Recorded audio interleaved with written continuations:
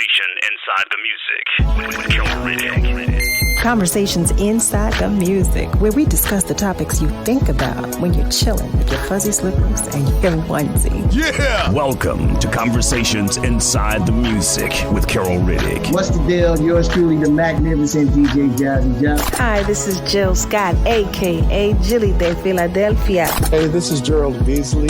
Conversations Inside the Music. With my dear friend, the amazing Carol Riddick. So get ready to join in on the conversation and chill with us on another edition of Conversations Inside the Music with Carol Riddick. Well, hello, and welcome to today's edition of Conversations Inside the Music. I'm your host, Carol Riddick.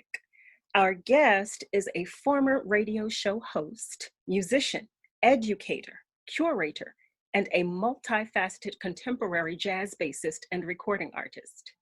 He's the artistic director and co-founder of his very own Bass Bootcamp and curator of the world-renowned Unscripted Jazz series. And he's the president of Jazz Philadelphia and the official musical host of the Berks Jazz Fest. Family, welcome to today's conversation with none other than Mr. Gerald Veasley. Well, hello, Gerald. Hey, Carol. Thank you for that wonderful introduction. I feel like I am somebody. Thank you for welcoming me. I do appreciate you. You are awesome. And I'm so excited to be a part of this. This is great. I am so happy that you have agreed to be a guest. So I read in an article that quotes you as having said your uncle, Ira Tucker, Grover Washington Jr., and Joe Zawinul shaped you personally and professionally. Would you speak to that and just tell us how and why? Oh, yeah. Thank you for asking that wonderful question, because those men really poured into my life, starting with my uncle Ira. So Ira Tucker, he's no longer with us, but he was a legendary gospel singer. Mm-hmm. And growing up, the Dixie Hummingbirds was always part of the soundtrack, hearing his music. And when my father passed away, Uncle Ira came to me and he said, "Don't worry, I'll be your dad now." And I didn't know how to take that, because my father and I were so close. I was like, this is really weird. I know it was meant to be loving, but I didn't understand it at first. But what he meant was, he was going to supply me with the thing that I needed the most at that period in my life, which was to launch me into a career in music.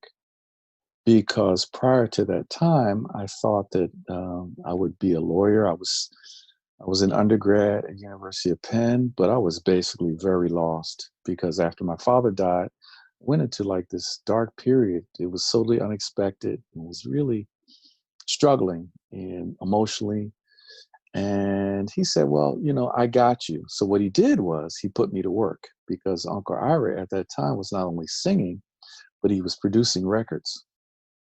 So he called me into the studio again and again and again. I played on maybe 10 albums for him. And it really gave me the confirmation that I could earn a living as a musician. So it really jump-started that part of my life, and was very affirming, because I had never really thought of music as a real career. I just thought it was something that I loved. And then the combination of my father passing and recognizing the power of music as a healing force really helped me. But then understanding it as a vocation in a very direct way, that was super beneficial to me. So that's why Uncle Ira is like just so important to me in my life. Yeah, something, right? That's an incredible story. A really, really and truly incredible story. And as you know, having lost both of my parents, I can certainly relate to just feeling lost, being lost, and just not really having a good understanding of what's to come or what's next or where to go or what to do. So I definitely, I understand everything you just said. And that's one of the things you and we talk about. We talk about trying to, what it's like as an artist, you're navigating your own world and your own feelings while you have this expectation to pour into other people through the music. And I have to say,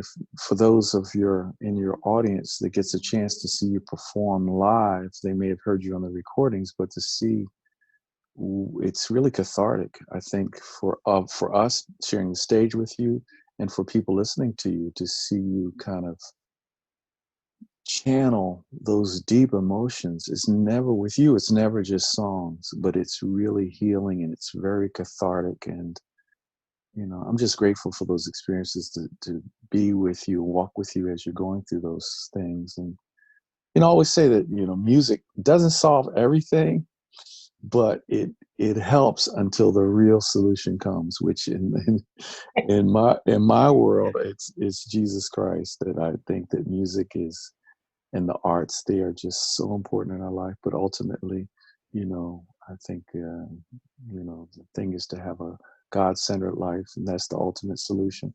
But sometimes you need something with flesh and bones on it, or something that can speak to you in a way that is very direct and meaningful. And again, music does that. Don't you agree?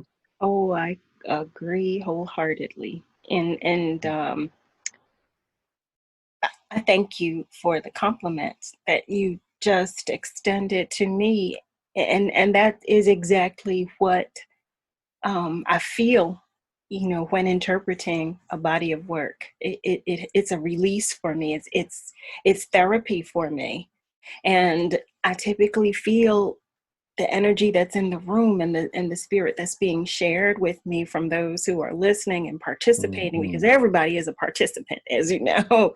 And it makes me so full that I can't help but share what I'm feeling. Oh yeah, we've had It's some times on everything. stage that were just, Woo, wish I magic. could I wish I could bottle it, because when I Oh, try to describe it to people, it never does it justice. They just have to see for themselves, really. and I believe that's it in a nutshell. It's our spirit together that's contributing to that moment. Of course, the one Yeah. and only is the reason, and that is God. Just to share spirit, time, space, and to be in the same space. Yeah. It, Yeah. there's no other feeling to me. That feels so wonderful. I've told people, when I listen to you play, it's like, for me, it's like studying a painting made by Mm, different individuals with different backgrounds, because mm. you'll play something and then you'll go somewhere completely different. But to look at you and to see you, you appear to be walking along the same road as when you started playing the song. So that has always been fascinating to me. And you don't look like you've gone in another direction. You look like you're in the same. How does he That's do that? interesting. See, I've never heard that description of my playing before. That's fascinating. It does. I do allow music at its best, or those moments when they're at their best, I allow it to transport me, and I think it's one of those things you can't really force, but it feels good when you kind of just let it take you somewhere. Mm-hmm. And then you're able to express whatever it is that you're feeling. Um, those are the kind of experiences you just want to bottle and have everyone share in that, not just receiving it, but be able to have those moments too, where you're transported from the everyday and mundane, thinking about how the arts also create a world that you would like to have, and not just the world you have. Mm-hmm. I think it's so important for us to think about that these days, that we can certainly, the arts can be reflective of the times, but they can also be helpful as we try to recreate a new world. So when you go into performing, you're making a statement about your life, but you're also making an aspirational statement about what you would have Mm-hmm. music or painting be, or a story. What would you have it be? And I think arts do that in a way that no other idiom does. I agree with that. I definitely Mm, agree with that. I would like to go back to the question I asked about the three individuals.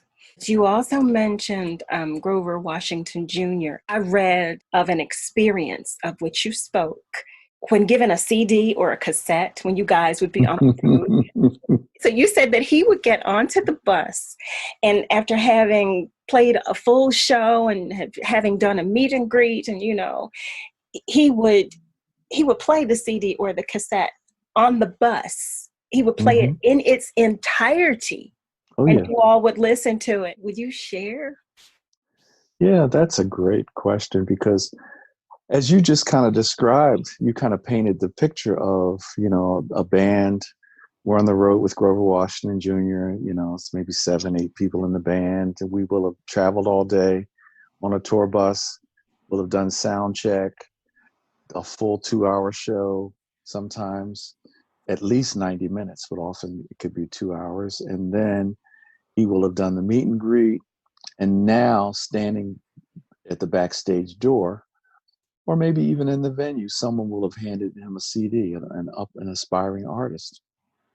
And see, if it were me and you handed me your CD, it probably would go in the stack of CDs that are behind me, like where I would eventually get to it. Yes, eventually. Eventually, yes. And if I know you, that eventually will be sooner, right? Exactly. If I don't know you, I don't even know what to do, right? I know. But Grover, he would take that CD you'd hand him, and as you just described it, he would put it in the CD player in the bus, on a tour bus, and all of us, dog tired, would have to listen to this CD. And I was like, why are you doing this? You're Grover Washington Jr. Like, what do you think you're going to find in a CD? Like, how are you going to, why do you? And so when I asked him, he said, you never know what you're going to hear. And he said, everybody's got something to say. So that showed you his respect for people and people's artistry on wherever they were in that continuum of growth as an artist, that he could find something valuable in somebody who's just getting started, just as much as he could find in listening to a seasoned professional, because that was his spirit. It was beyond music, where he had just this love of people and a respect for, what people were endeavoring to do. And from a practical standpoint, he also was aware that you might hear something in even the most novice performance that could be inspiring. So it was really, and the part about my reaction to it is that I definitely want to grow in that area. The last thing I'll say about Grover when it comes to all these things is that I never heard him speak negatively of another musician, which is powerful because I don't know how if your listeners know musicians. But we pray for us. Pray for us, please. Please pray for us, please. I always say we creatives, we are a different bunch. I tell you, we really are. We are, to know us is definitely to love us. It's so true. But that man, he was just generous. Now, that's not to say he was,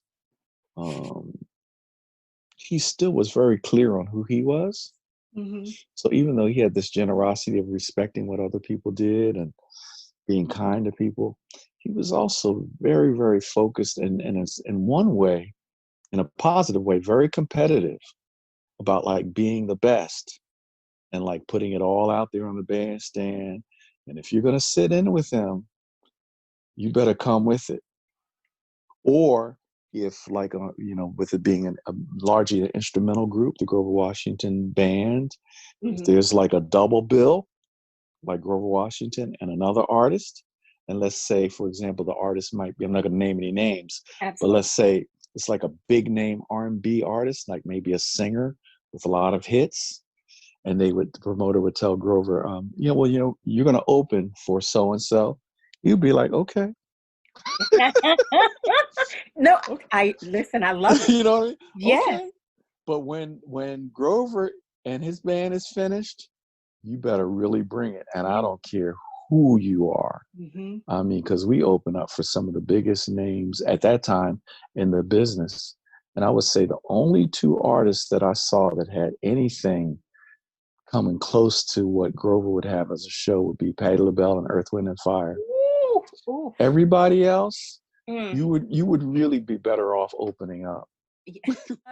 Love that story, and I love it so much because I've always said, like, when I've been asked by other musicians, you don't mind opening? No, you don't, because you're always supposed to bring your A game. You're always supposed to do the best that you possibly can.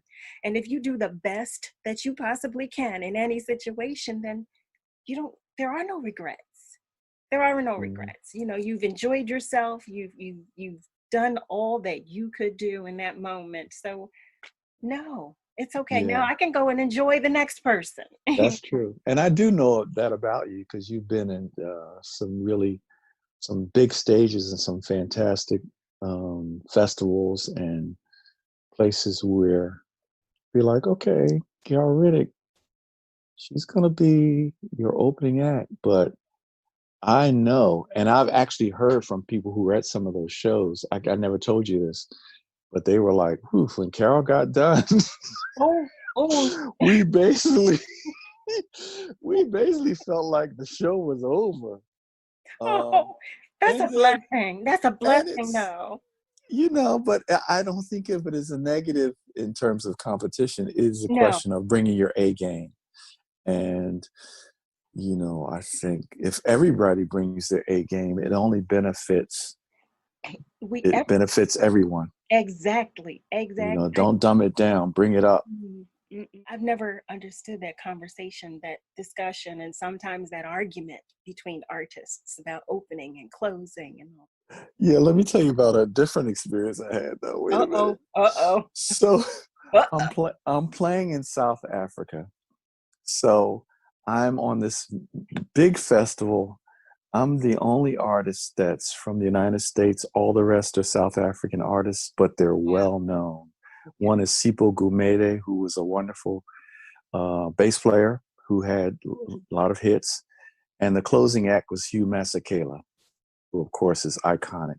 So I had a South African band, and we had rehearsed and everything. I'm backstage. I'm excited, and I could hear the MC warming up the crowd. Are you ready to hear Sipho Gumede?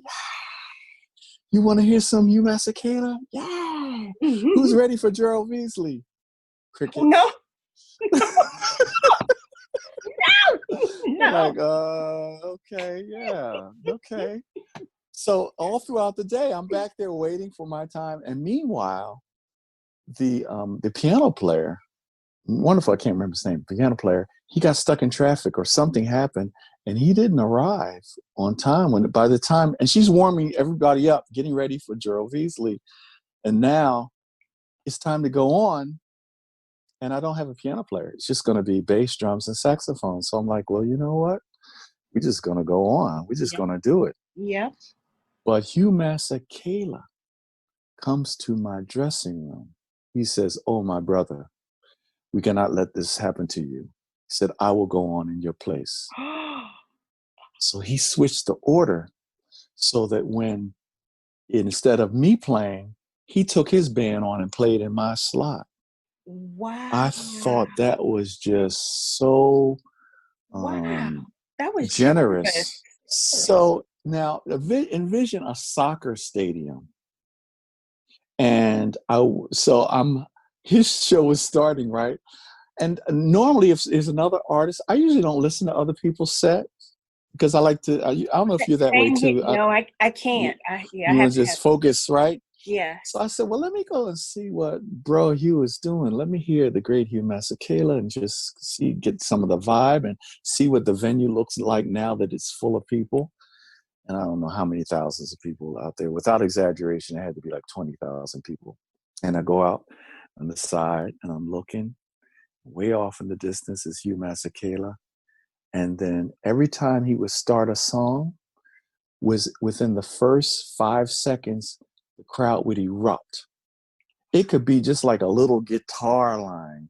Ding, ding, ding, ding. Ah, everybody knew every single song and they were singing along with all the music. And I was like, now I got to follow that. Like the most famous musician to come out of South Africa. Everybody knows not just the songs, but the intros to the songs.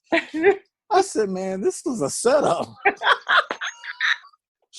So, he finishes his show and it's, that now is like, are you ready to hear Gerald Veasley? I'm thinking, man, am I ready to hear Gerald Veasley? So I get out on stage.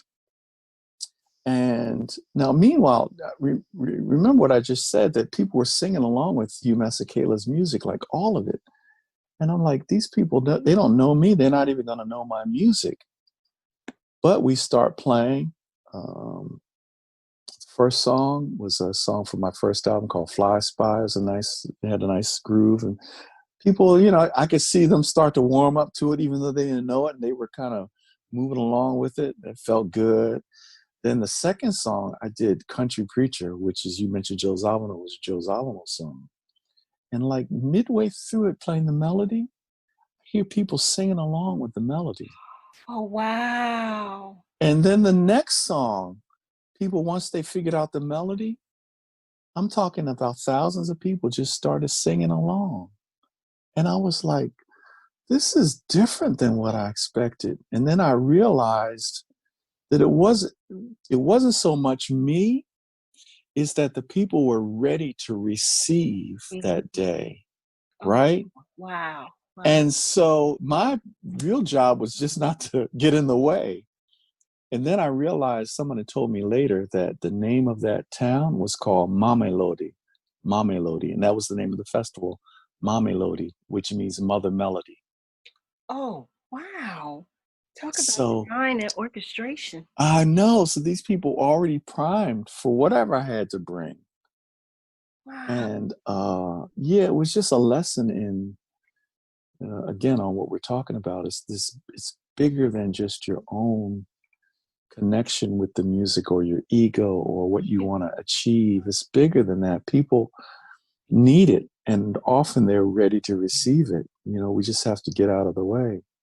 You and I have had that conversation so many times because we've had that, an experience that confirms it over and over again, about getting out of the way, and how it's not about us to begin with, that, we are merely the vessels. We have been graciously given gifts to share. But as long as we get out of the way and we let our gifts do exactly what they do, God has his way, and he's always going to have his way, but he has his way. Yes. And we get lucky, we're blessed because we're the recipients of it as well, which is, why I always say to you, when we work together, I'm so full because we, we both have that same understanding, and you have always, you've done an incredible job of choosing other musicians who are like-minded and of shared spirit. So it's an even bigger experience for me.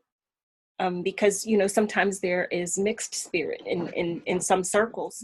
Yeah, that's so true. Yeah. But with you, I always wanted to work with you. Always. I didn't know what it would look like in terms of an actual project that would be worthy of everything that you have to offer. But I always, I had this idea of like, that we're kindred spirits. And I had, even long before I ever invited you to do anything, I just always knew that was one of my objectives, was to make music with you. Yeah, for a long time. I just felt that it would be a wonderful combination. I just knew it. Now, I'm not in saying that, Carol. Okay. I have to say, now listen, tell me how you feel about this. Okay. That doesn't always work out just because you Ooh, think no. that it's going to be a good match with another musician or artist, right? Yes. Oh, I have had that. Right? Man. It doesn't always work No, out. it doesn't. And it's it is interesting to me because I too have had that. Like that that that feeling, like it's strong when you feel it. You're like, what, we need to work together. I just Hmm. feel like we would just create some great music together, and then Hmm. you either meet the individual or you just so Mm. happen to share the same space, and it's not at all what you thought it would be. What do Um, you think that is? Because I think about that. It's like, because that same example, then I can go back to enjoying the person's music, but just know that connection is not for me. I agree. I would like to believe that in the space of time um, where we connected, that that spirit that I felt from that individual was not dominant at that time. Mm. So I allow myself to accept that that spirit was just not the dominant one I think in that the space makes and time so that much. in the space and time that we connected. That makes so much sense to me. There was an artist whom, so Roxanne and I don't know if you know this, but I don't want to get too deep into it and make it too personal, but we encountered a personal problem that was really heartbreaking, where we lost a little baby girl in the 8th month of our pregnancy. And there was a particular song by a particular artist that really spoke to me. I know you've had these songs like Hmm. that you connect with at a certain period of your life, I still do. right? And people, and you as an artist, that we will also have those songs where it's like it's more than just a song. It's Hmm. like speaking to you at Hmm. that moment. It's ministering to you in Yes. the moment when you need it. And so I happened to be on an event with this artist years later. And I went to her and I said, "You don't know how much your song moved me." And I explained what my wife and I had gone through. And just, I didn't want anything, but I just felt this need to express it. Man, you would have thought I had 3 heads. She was like security.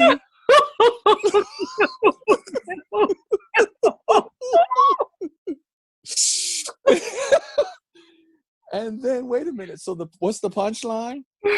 Then, so a few years after that, I was in the same program with her, and she probably didn't connect the dots that I was the same person. And she was just as sweet and gracious as I thought she would have been And before. see, So for me, like, it's tough to withhold judgment, because here's the thing: we're all going through something, we are. right?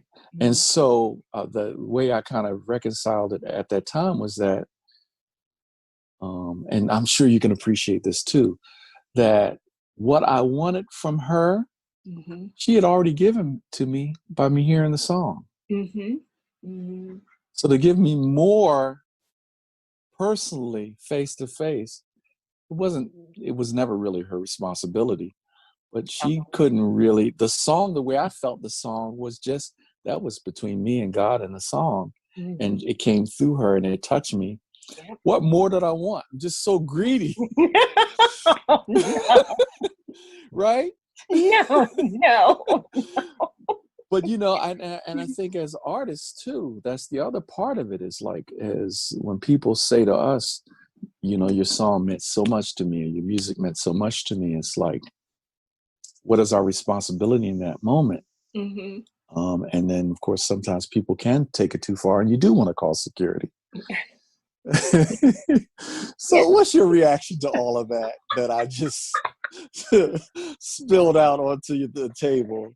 But that question of, like, what is an artist's responsibility? If you're giving the work, you're putting your heart and soul into the work, and this is great, because this forum that we're in now is going to speak to fans, Mm-hmm.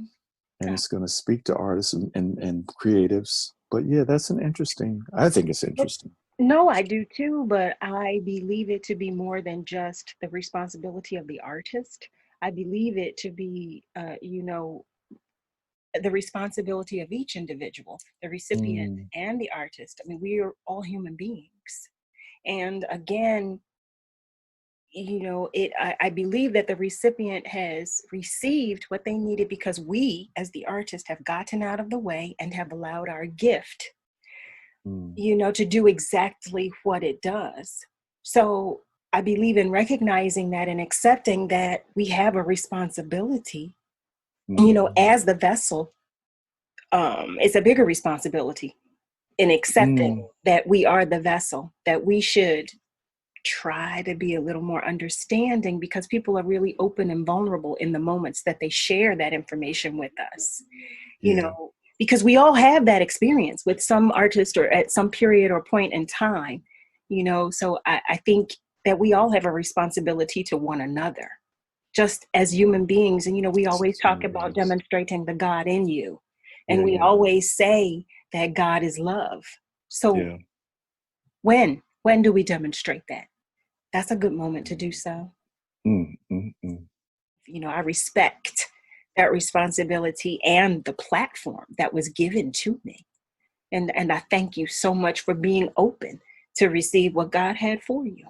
Mm, mm, mm. That's powerful. You do demonstrate that all the time.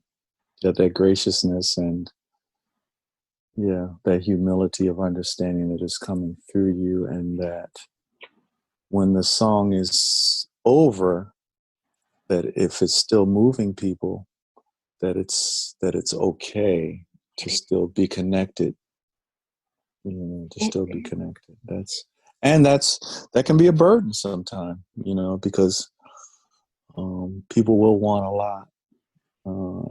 And here's the other part of it is that we're living in a world where people are hurting immeasurably, Immeasurably. right? I So, always say we are all broken. mm, hmm yeah, In the act of omitting that we ourselves are hurting, we're not receptive to the next human being hurting as well. right. That's right. Because we live in a society where it's, especially for men, but of people in general, that it's not really okay to be vulnerable. It's okay to talk about vulnerability, right? Mm-hmm. It's okay to talk about it. It's like, tell Mm-hmm. me what's on your mind.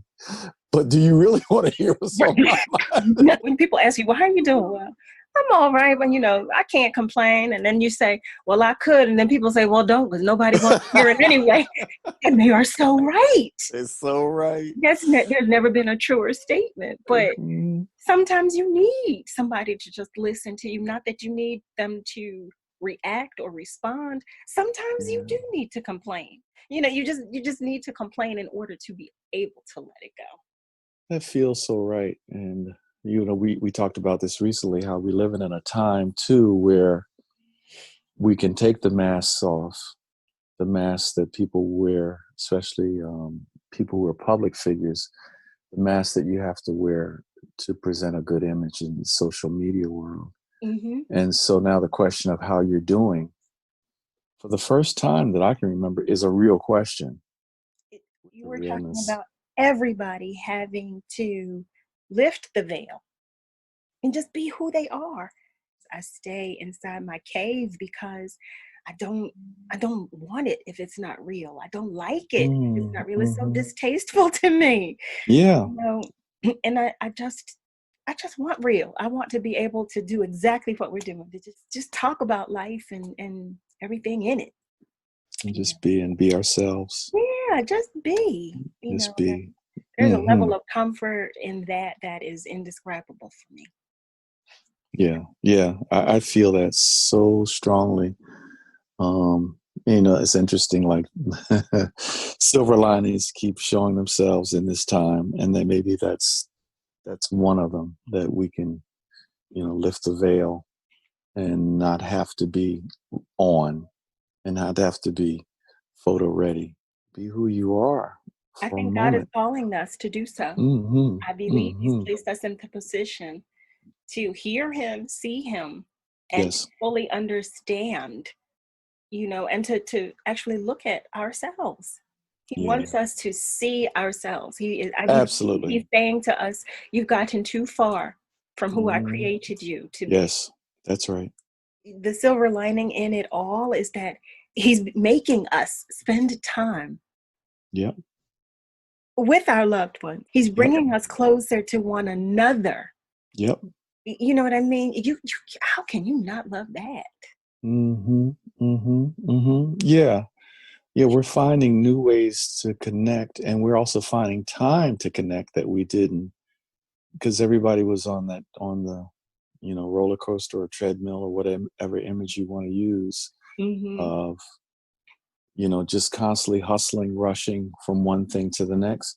True. And now it's like he hit the pause button, like, okay, nobody's hustling for a while. Mm-hmm. All right, Mm-hmm. so what are you going to do with that time? And even in that, a lot of the earliest moments where people were trying to figure out hustles, Yes, a that's new so hustle. true. So it's a matter of, just like you said, he's calling us to be quiet. He's calling us to be engaged with one another. Mm-hmm. He's calling us to take time to do the things that we had put aside. I had a friend of mine I was talking to recently. And when I say talking, a friend of mine, first of all, is someone that we used to have office in the same building, and Mm-hmm. we would see each other and have these wonderful conversations. Then I hadn't seen her for years. Then I ran into her on the street. We had a wonderful conversation. Then one day out of the blue, somebody said, "Well, call Eileen." It's like, "Oh, okay, I'll call Eileen."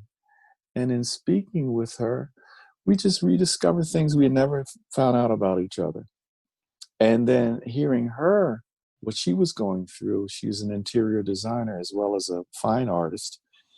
And her interior design business was booming. But then coronavirus happened and she really couldn't visit locations, Right. right? So it made her pause. But she said, "You know what? She said, yesterday, for the first time in a long time, I finished reading a book." And I Mm-hmm. said, "You know what? Last night I finished reading a book." And then she said, "And I'm starting to read poetry again." So in one way, what's upsetting, there are many things that are upsetting about what we've been going through, Absolutely. and not the least of which is that there are lives in jeopardy. But there's also what's in jeopardy in a lot of ways is just our normal routine, our way of life, the way we are, our rhythm, right? The way we're used to going about things, the Mm-hmm. hustle, the grind, this get a good night's sleep so you can hustle and grind all over again. Mm-hmm. And it feels like that rhythm, that song has been interrupted, but it's enabled to way, and I'm kind of vamping on what you said earlier, it's allowing us to get back to the original song. Mm-hmm.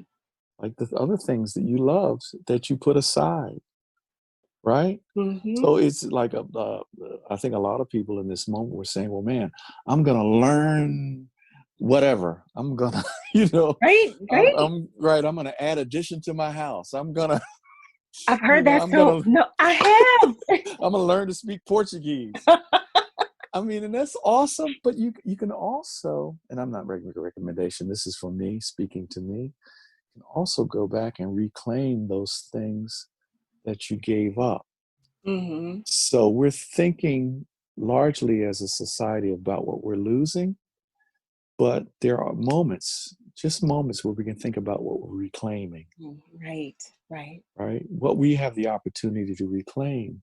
Like, now families, like you were telling me, I hope I'm not speaking out of term, you're talking about your family getting together over Zoom. Yes. Oh my goodness, Gerald, when I tell you, and I shared this story with you, that I have used Zoom for years, but never once did it occur to me to say to my family, look, we should all get together and just have a family video chat. Not one time.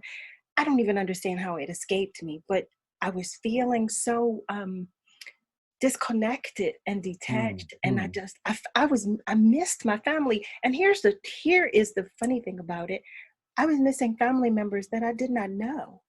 I said, I need to know you. I want to know Mm-hmm. who you are. I don't know all of my family, and I just need to love up on you, and I need that in return. And It was amazing how many members of my family called in, and in the first call they said, "Oh, we want to do this every week."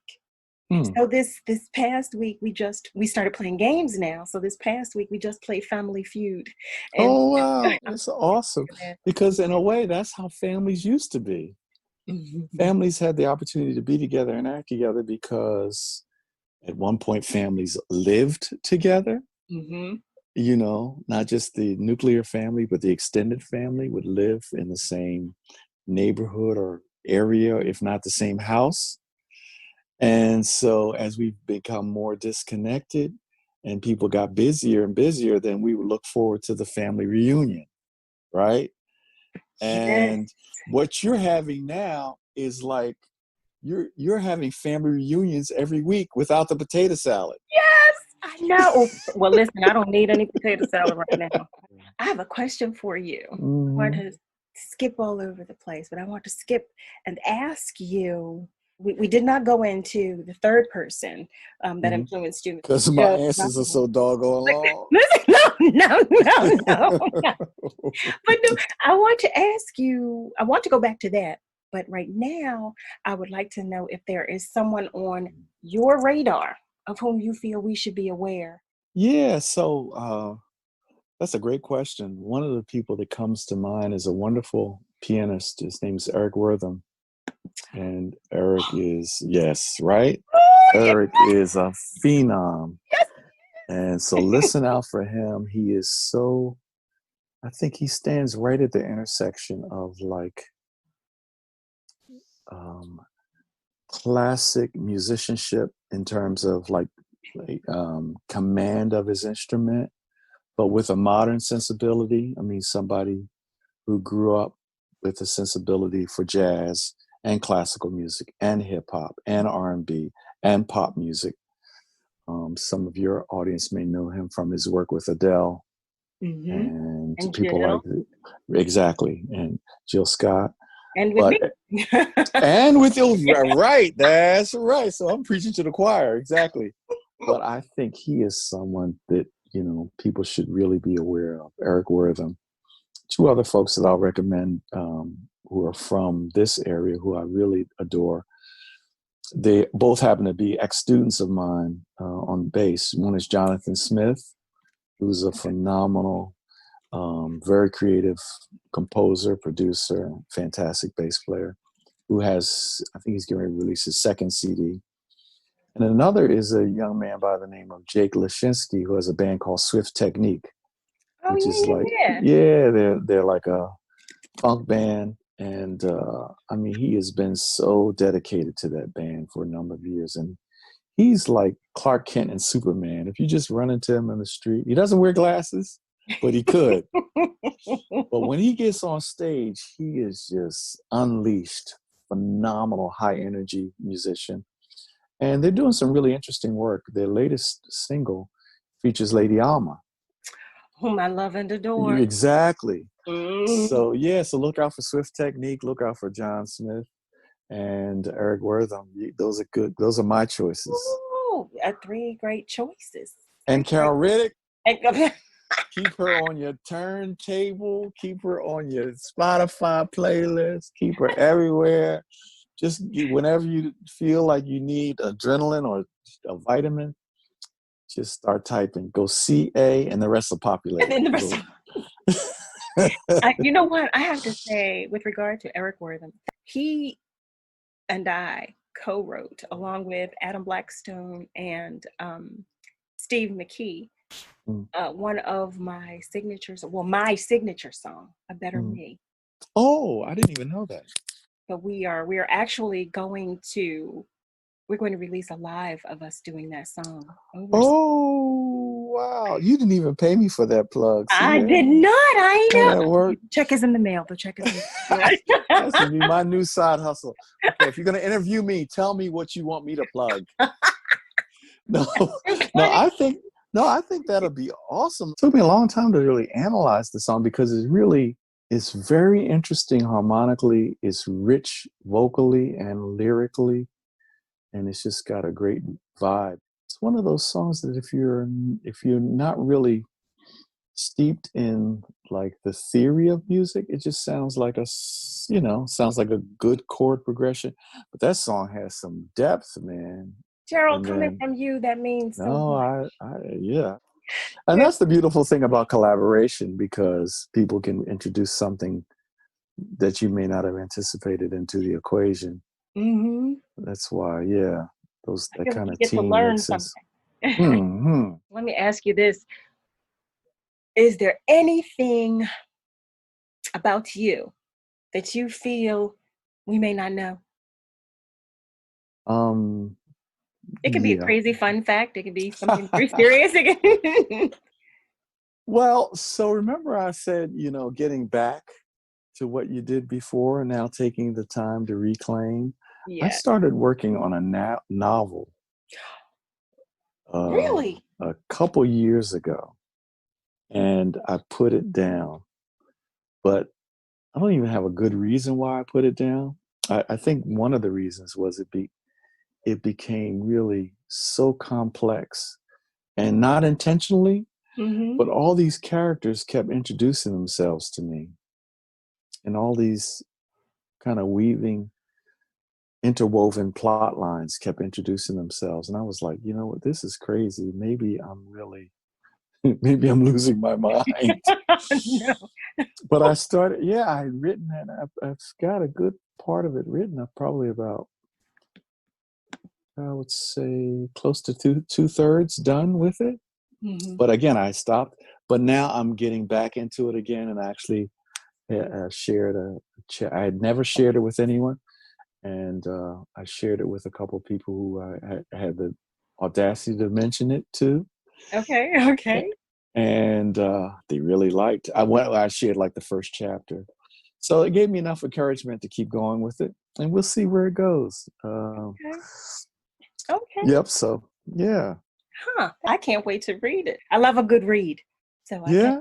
But I'll put it this way: at the heart of it, it's about identity, and Oh. it's about the sense of who we are versus who society tells us we are, tells other people who we are.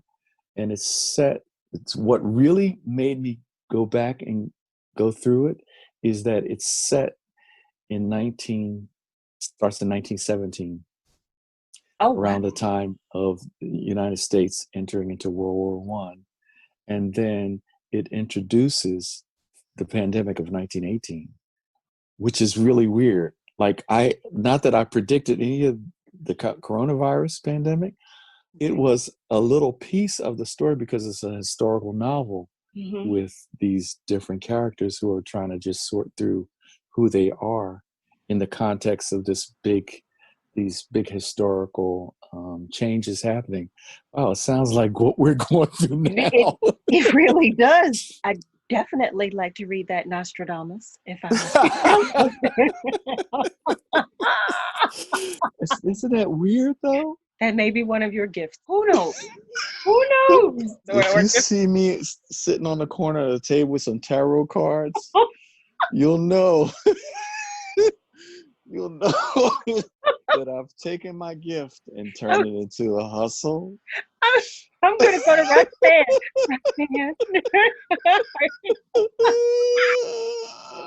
You're making my side hurt, Carol. Oh No, my you. God.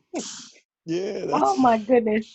Well, you know terrible. what? I have to say, I thank you so much for everything. And Oh, bless you. I mean that to that's inclusive of you sharing your gift and your space and your time and your energy with me. That's for you and Roxanne welcoming me in every Mm. way. I don't know that I could ever thank you guys for the contribution that you've made to me Oh, and my it's life. mutual. It's so mutual. So We are just proud to be your friend and proud to work with you artistically, and to kind of share this journey together. thank you. You're welcome.